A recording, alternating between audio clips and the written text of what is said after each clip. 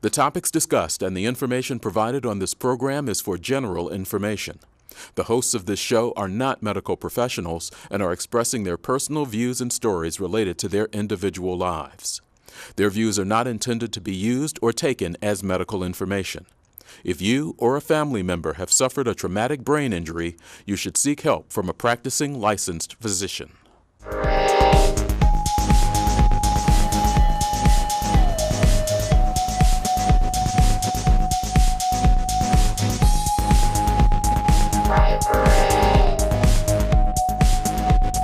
We hope to help you. We want you to know that there's some life after the hurt. Hello, I'm Malin Whitaker, and you're on the show with us, Brain Mechanics, with our host, Matt Duffin. We have two guests today, Kevin Butterfiled, entrepreneur, doctor, and inventor, and fascinated by racing. We also have John Mills with us, an SCCA race car driver and builder who suffered from a traumatic brain injury. Remember, on this show, it's a show of opinions, especially in my case and Matt's, and that we are not doctors, lawyers, nutritionists, or therapists of any kind. What we hope to do here is give you hope. And now, Brain Mechanics. Matthew? Are you trying to say I have an opinion on things? A roundabout way, yeah. Everybody has one, unless they've been surgically removed. And replaced. There ain't nothing on my dead body that ain't been replaced at least once, some of them 3 times. 2 new hips. Anyway, we're finishing up on the racing. This is my racing scheme. I brought John Mills all the way back in clean clothes from Ohio. And Kevin Butterfiled, that's just what you get. Thanks. Oh, on the serious note, God, here I have to get serious, don't I? Try it. I suffered traumatic brain injury. John suffered traumatic brain injury. Malin's wife has suffered a traumatic brain injury. And Kevin, even though we don't like to talk about it, he had some brain issues at a younger age that I'm calling a TBI. Yeah. I've talked to him. Yeah. I doctored him. Yeah. I doctored my doctor. But there's a lot of intelligence sitting right there on that row. And then there's me. So, we talk. I do my homework, and we're going to just kind of talk and chat about things they got going on, we got going on. And as far as racing, since I did do my homework, there's 6 basic medical reasons that race car drivers die. And John, you can close your ears. There's blunt force trauma, such as he did when he hit his head on the wall in a degree. Other famous drivers that died of blunt force, Jim Clark. These are when we were kids. Joe Weatherly, he was a NASCAR Series champion. He was killed in 1964 in Riverside, California. Crashed him against the wall and it killed him instantly.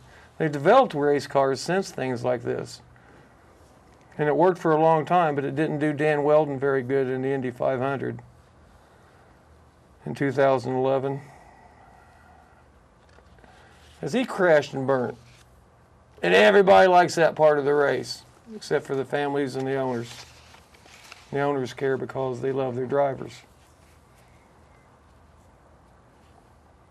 I think the first one I remember dying out there when I was a kid growing up was Swede Savage, and he was quite the popular driver, IndyCar driver. I think he got killed in 74, 75 when I was a teenager. 73. 73. But he didn't die in the wreck. He actually, after that... He lived for a little while. Yeah, in the hospital. He died like a month later. Yeah, but the impact, did not kill him. Didn't he bang his head again on something? No, it was a blood transfusion issue. Was it? Yeah. But I mean, the impact, if you see the impact, that's the most famous thing on TV you can see. But he's actually was conscious the whole time, and he was getting up with his seat on fire. In 1973 in Indiana, that was on the news every night. That was just something we saw and we lived with. But he was joking with the hospital workers and the guys taking him to the hospital. I mean, he was, like, I guess, okay. Right. I mean, as far as he can be okay, but. Right. A blood transfusion a month later.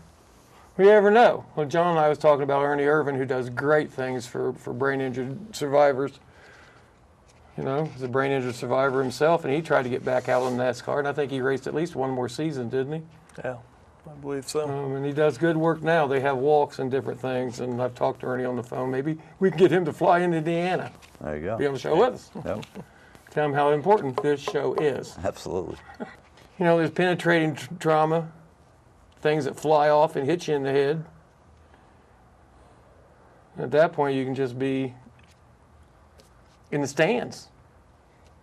You know, it happens often, especially at our small race tracks that we love so much, that we must have 10 of them in this general area alone. I saw a guy hit the wall really hard the other night between some tires and the wall, and they had it banked as best they could, but and he was okay, but it took him a while to get him out of the car. And there's a guy that has a family and going to work every day and racing Thunder cars on the weekends. What we really do. So he came close. You know, you get spinal cord and you're going to get cervical spine and skull fractures. And you get Dale Earnhardt, who I was standing 50 feet from, no, about 50 yards, excuse me, when that happened in 2000. And it didn't look like nothing was wrong happened to him at all. We didn't leave the infield till the next day. The whole track found out, and everybody stayed in silence and had memorials because he was Dale Earnhardt. And now his son has recently had a little trauma to the brain. Little trauma to the brain. There's no such thing as a little trauma. It's all traumatic. And he's smart enough not to get out in the car right now, and I thought that was a good decision if you guys are aware of. Yes. You know, Adam Petty. You know, you get sudden deceleration injuries. You get internal organ disruption. You know, your heart can go flat when it hits. You know, there's been some fires, but we have some local people that's been taking care of that for years. Donnie Skaggs. He came up with one of the first fire prevention series in race cars. Neat. I grew up with his daughter and know some of his children. He's a good man. He's still racing at 74 years old. Wow. I think he won one last year or something. You know, but fires and that slowed down, and I'm not a mechanic. I don't even know how to turn on my car. In fact, they don't let me drive one. He thinks it's funny. Now, he let me drive a $120,000 Jaguar a couple years ago, just as fast as I wanted to. And you learned from this? That was scary. I couldn't look. But yeah. He did all right. Tires didn't do all right, but he did. Okay. The guy riding with me was just laughing. We had so much fun. I told him, I said, I ain't drove in 6 years, dude. Nothing. Oh, boy. He said, slam it. He said, it'll go fast. I said, Done. Whatever. Yeah, we're good. what's it going to do, kill me? But no, they will. And you have to get serious in that part. And I'm not laughing at John any way, shape, or form there. I know it's serious to return to your profession. I mean, we've seen congressmen women get shot in the head and try to return to their profession. We all go try to. Very few of us can return and do it. And do it with the strength and foundations that John's built it off of. And What you're pointing out about traumatic brain injury related to racing, but racing's actually addressing traumatic brain injury because of Earnhardt and others, and the trackside, the screens and the gates and what's the special wall called? It's like a soft Safer wall. barrier. Safer. But yeah, I think their concussion protocol in NASCAR is not as good as it could be. But the point is that, to the reference to this show about brain mechanics, is that we're driving around in our little tin cans with nothing. Yeah.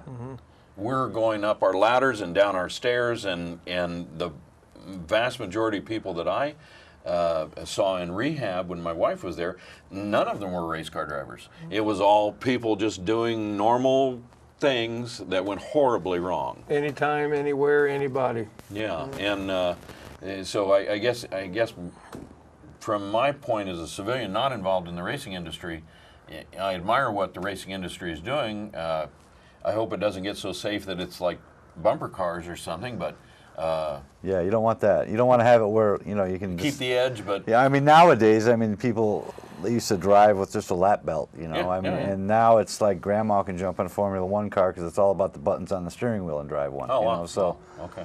yeah, you don't want to make it too vanilla that it's not fun to watch anymore. You know, that's for sure. Well, of course, Dale Earnhardt would wear the old style helmet. Yeah, I can't remember. I don't even think it had a face protector. open in it, face. did it? It's an open face. It's Yeah. one of the old, just a regular old from the 50s kind of helmet. Yeah. And that's where the Hans designs came. I mean, just real quick, that was within a year they had that for the drivers to wear.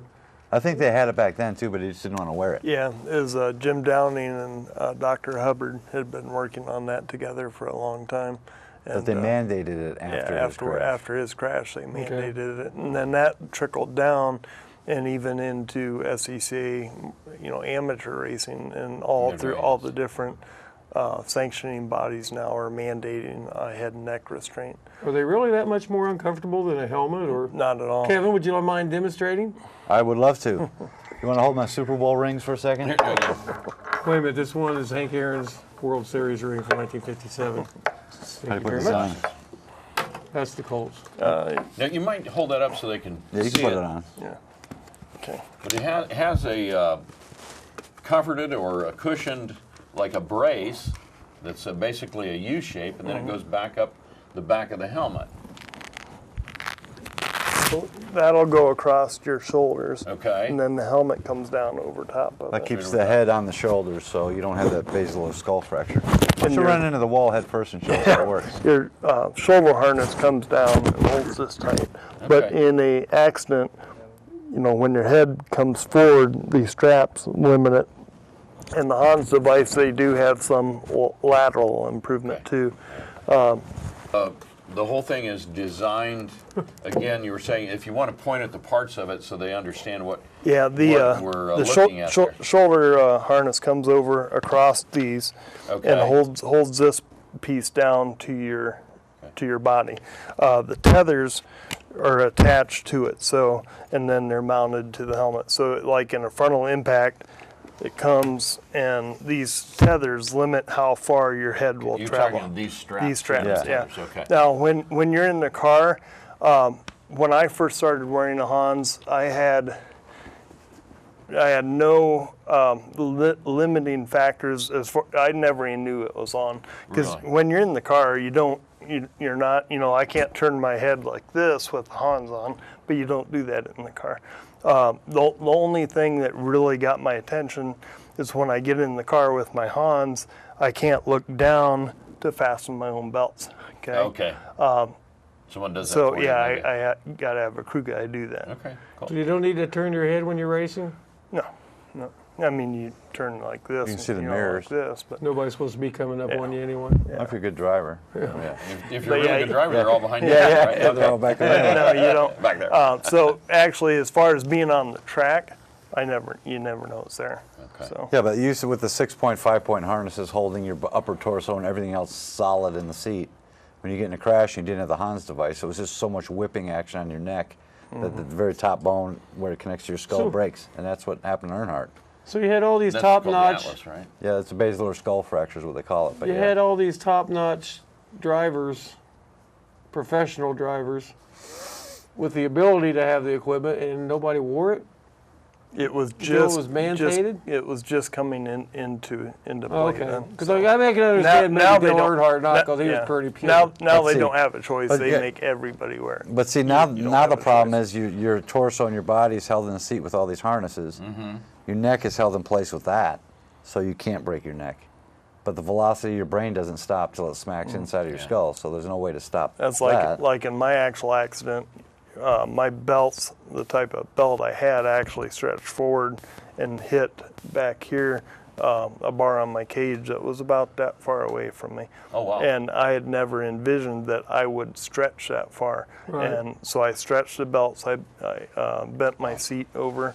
and I impacted that bar, and the helmet did its job perfectly. It had no failures, but my brain inside of my skull bounced back and forth, and up against the left frontal lobe and the lower cerebellum, and then that injured those two areas.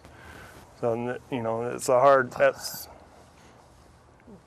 really a hard thing to stop, because that's inside your body, you know. Yeah, unless you got a bolt going through your skull holding your brain in place, you can't stop that. It's going to happen. Even if you know fast enough to do it, you're not going to be able to do it. Yeah, but I mean, once you know what happens, how bad is it? It's over. And what do you do for it after that? That's where my protocol thing is going to change that.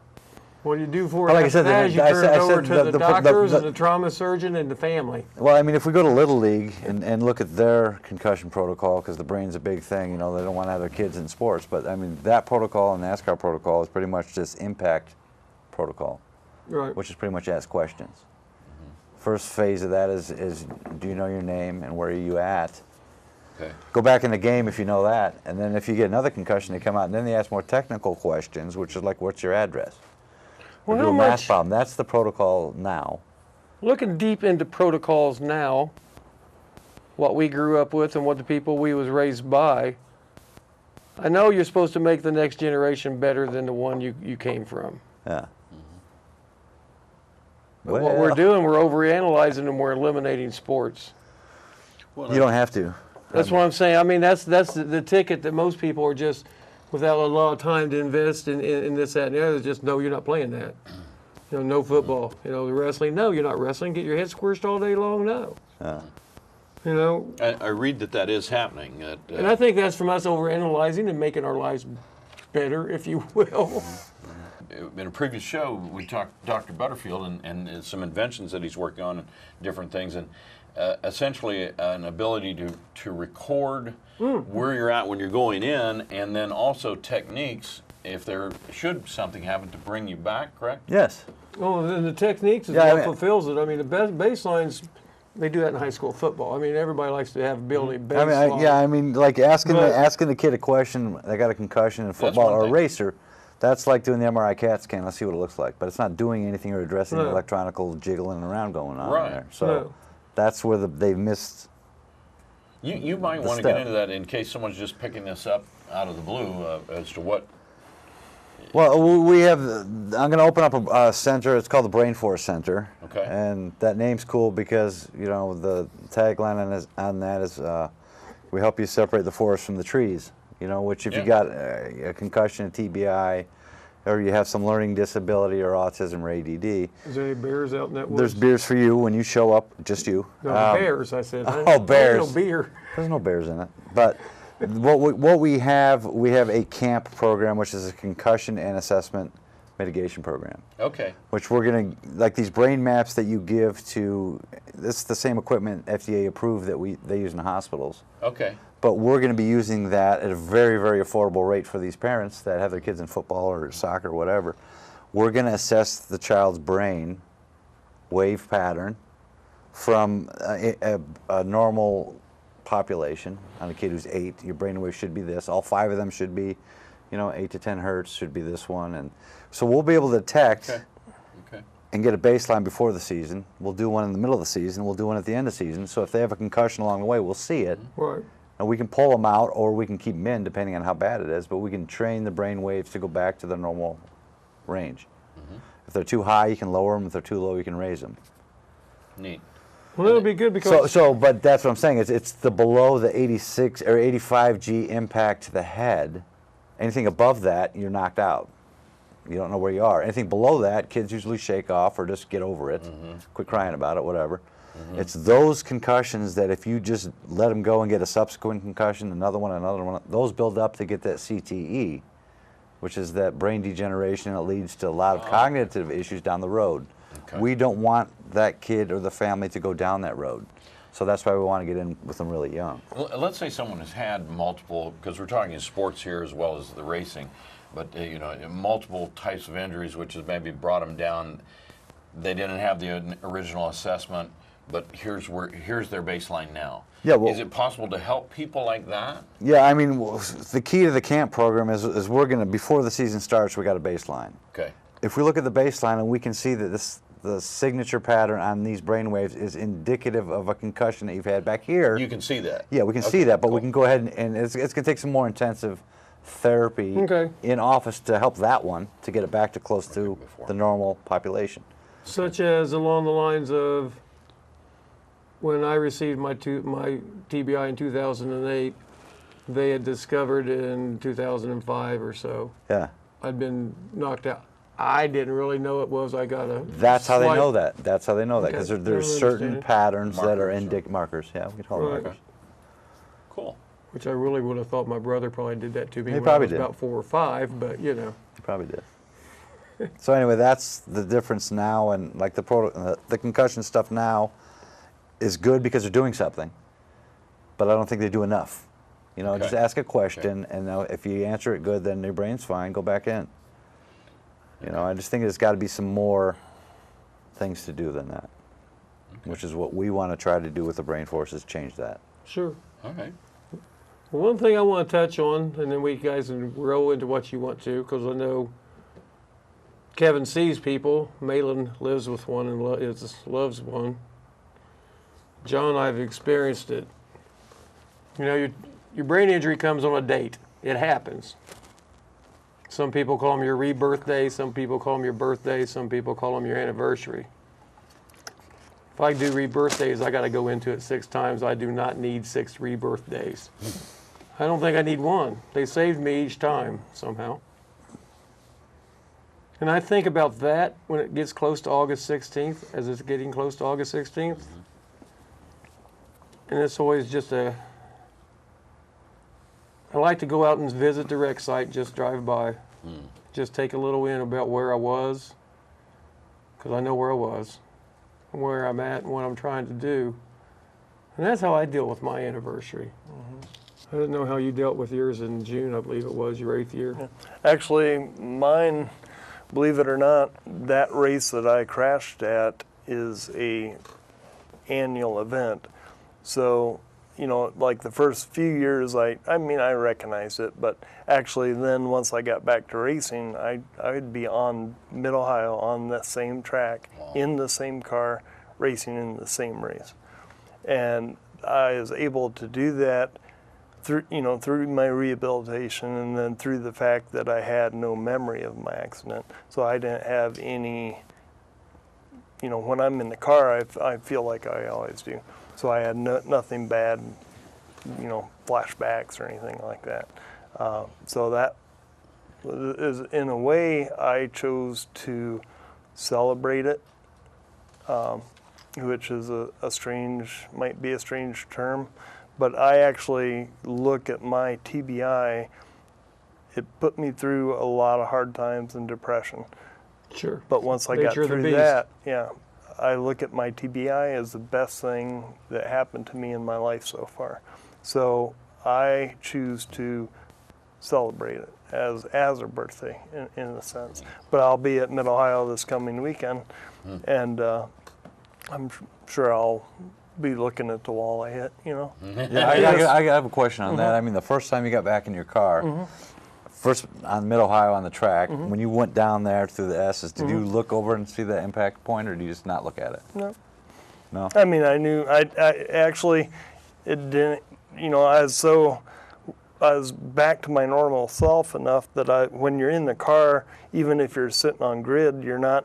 You're in the zone. Yeah, you're completely, you're performing a function. You're a part of the car, and you're. Let me explain the corner he's talking about real quick, or you can do it better, because I know you're coming down a short straightaway in the back, and then you come down and up and into this hill, into this real short turn, and that's where you hit. It's like a U-turn or an S-turn. You made me so nervous standing there with you, I had to leave that day. The one I crashed at was off the main street, so I dove in on the second place car and went by him, but was carrying way too much speed and spun the car 180 degrees and then just slid to the other side of the track and impacted a concrete wall that was buried into a hill without a tire wall in front of it. Right, because it's going up a hill kind of thing. And I impacted that. And in a tube frame car, your street cars are designed to crush, to a point. In a tube frame car, they're not really designed to crush, and especially in a side impact, they're not designed to crush. So that resulted in all the energy being transmitted right to the driver. So did you just assume you was never going to get crushed in a car or what? But so I bent the seat over, I bent the steering column, and Right. stretched the belts. But the good thing is that I have no memory. I don't even remember that day. Right. So I don't remember the pace lap or anything. So I've seen pictures of the Some damage. of us It's come pretty back in intense. bits and pieces along the way, and you know more now that it's been a few years. actually, I have never picked up any of those 8 days. I have never picked up any memory of it at all. Along the way, of course, I had a lot of people explain to me, what were you doing with Matt Duffin React?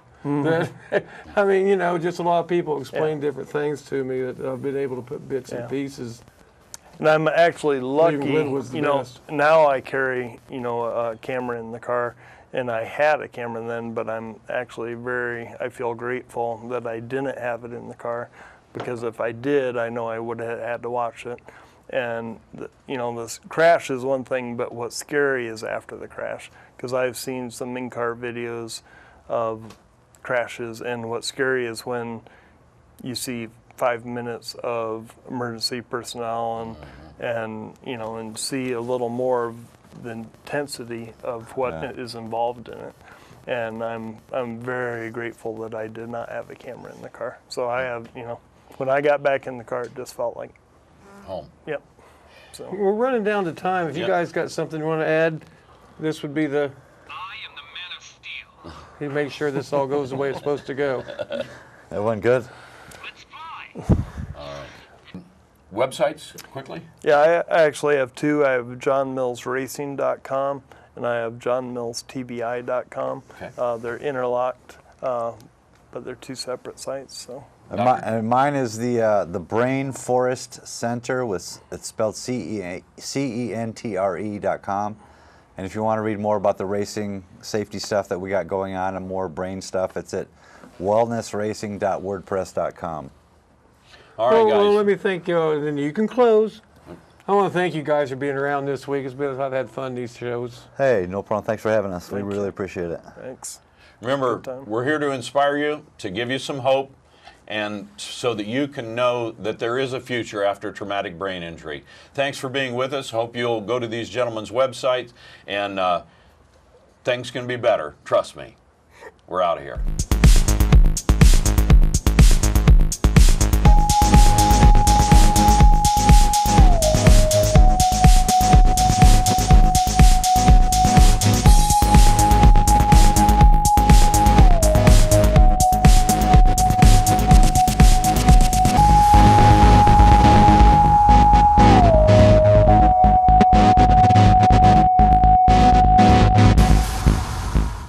The topics discussed and the information provided on this program is for general information. The hosts of this show are not medical professionals and are expressing their personal views and stories related to their individual lives. Their views are not intended to be used or taken as medical information. If you or a family member have suffered a traumatic brain injury, you should seek help from a practicing licensed physician.